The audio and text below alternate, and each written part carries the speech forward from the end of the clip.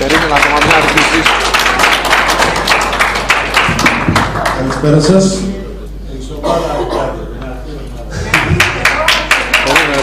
Λοιπόν, φίλες και φίλοι συναγωνιστές και συναγωνίστριες, η Κρήτη μας είναι ένα νησί με τεράστιο αποθεματικό δυνατοτήτων, το οποίο όμως έχει παραμείνει αναξιοποιητό. Αρκεί κανείς να κοιτάξει τους ανθρώπους της. Οι Κρητικοί, που με δύναμη ψυχής και πίστη για τον τόπο τους, δίνουν ζωή στην Κρητική γη, μαζινά με είναι εξακουστοί ως θαλασσοκύρδες, ως έμποροι και βέβαια ως τρανοί επιστήμονες στα πέρατα της οικουμένης.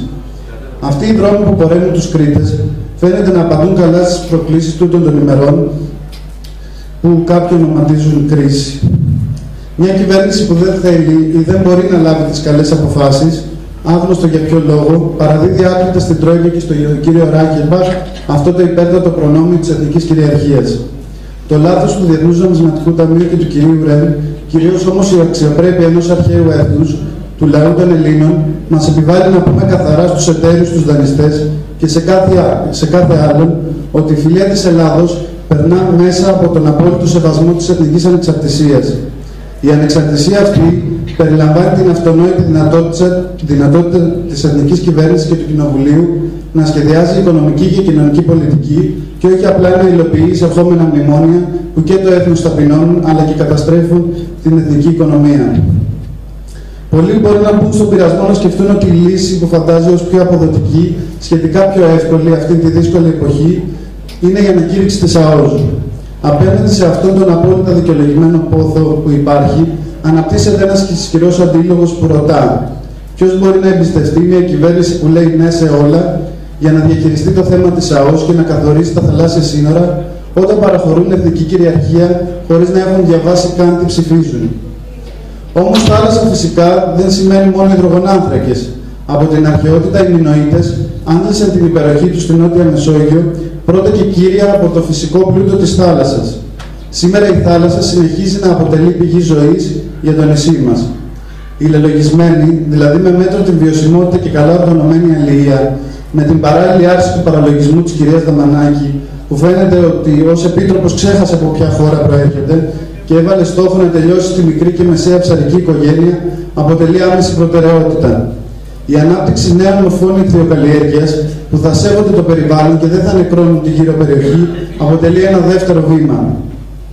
Η νεκρανάσταση του Θαλάσσιου Κέντρου Ερευνών Κρήτης, με ισχυρή κατεύθυνση προς τις ανάγκες της τοπικής αγοράς και της εθνικής οικονομίας, αποτελεί σίγουρα ένα καλό στόχο για όποιον πραγματικά πιστεύει στις δυνατότητες των ανθρώπων του νησιού μας. Θάλασσα και τουρισμός είναι κάτι που έχουμε συνδέσει στενά στο μυαλό μας.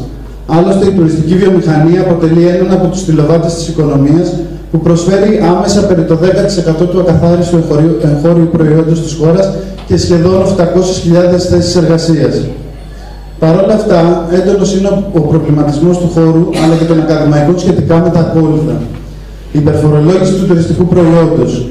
Δεν μπορούμε να είμαστε ανταγωνιστικοί όταν υπάρχει μια πολυδιάσπαση του φορολογικού κώδικα και επιβάλλεται φορολογία 23% στα τρόφιμα, καύσιμα, εστίαση, ενοικιαστικά αυτοκίνητα και σε άλλα τμήματα που συνθέτουν το τουριστικό πακέτο. Δεν είναι τυχαίο ότι είχαμε προτείνει χαμηλό φόρο έως 8% και συνεχίζουμε αταλάντευτα να το υποστηρίζουμε. Αυτά βέβαια δεν είναι άριστα στον εξυγχρονιστή και μαθητευόμενο του κ. Σιμίτη, τον κ. Στουρνάρα. Η προβληματική λειτουργία του χρηματοπιστωτικού συστήματος έχει παγώσει την αγορά, δημιουργώντας ιδιαίτερα προβλήματα στις μικρομεσαίες επιχειρήσεις.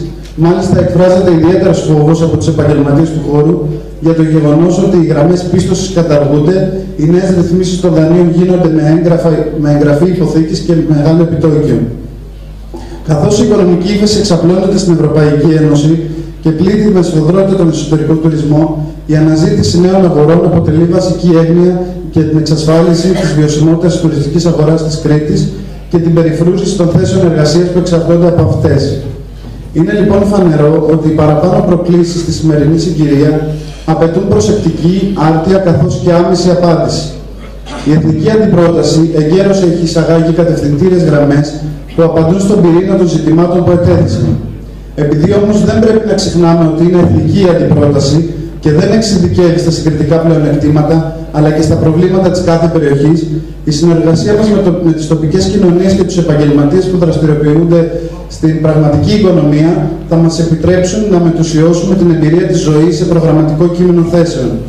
Σε αυτή τη βάση πρέπει να προσθέσουμε το κεφάλαιο γνώσης, φορέας του οποίου είναι τα ακαδημαϊκά ιδρύματα, όπως στο συγκεκριμένο ζήτημα είναι το Τμήμα Διοίκησης Τουριστικών Επιχειρήσεων του ΤΕΙ Κρήτης, που διαθέτει εξαιρετική τεχνογνωσία σε έρευνα της τουριστικής αγοράς, στο τουριστικό μάρκετινγκ και στη διαχείριση της τουριστικής αλυσίδας. Από παιδιά μεγαλώσαμε ακούγοντας από τους γονείς και τους δασκάλους μας την παροιμία «Άνθρωπος αγράμματος, ξύλο απελέκητο». Φαίνεται λοιπόν ότι οι σημερινοί θέλουν να στερήσουν από την ελληνική οικογένεια την πρόσβαση στα γράμματα, στην τεχνική κατάρτιση και την επιστημονική γνώση. Παιδεία για λίγους δηλαδή. Ο πολιτικός πρέπει να έχει το χάρισμα να βλέπει πολύ πρωτύτερα αφόσον βλέπουν οι άλλοι. Αν δεν έχει το χάρισμα τούτο, είναι αδύνατο να μην οδηγήσει την πατρίδα αυτού εις συμφοράς και καταστροφή. Αυτά τα λόγια του Ελευθερίου Βενιζέλου, γνήσιου τέχνη της Κρήτης, αποτελούν παρακαταθήκη και κανόνα λογικής έκαστου πολιτικού που θέλει να προσφέρει το είναι του για το κοινό καλό των Ελλήνων και των Ελληνίδων. Εμείς δεν είμαστε επαγγελματίες της πολιτικής. Είμαστε οι άνθρωποι που συναντηθήκαμε την ώρα της ανάγκης, χωρίς κομματικές ταυτότητες, για να διαφυλάξουμε τη δημοκρατία και αυτά που εμείς θεωρούμε ως ύψιστες εθνικές αξίες, για να εκτελέσουμε το περιεχόμενο του άρθρου 120. Πορευόμαστε στη λογική ότι έχουμε όραμα, γιατί έχουμε ξεκάθαρους στόχους. Μπορούμε γιατί έχουμε προσηλωθεί στους στόχους μας. Μπορούμε γιατί είμαστε πολλοί, είμαστε ανεξάρτητοι και είμαστε Έλληνες. Σας ευχαριστώ πολύ.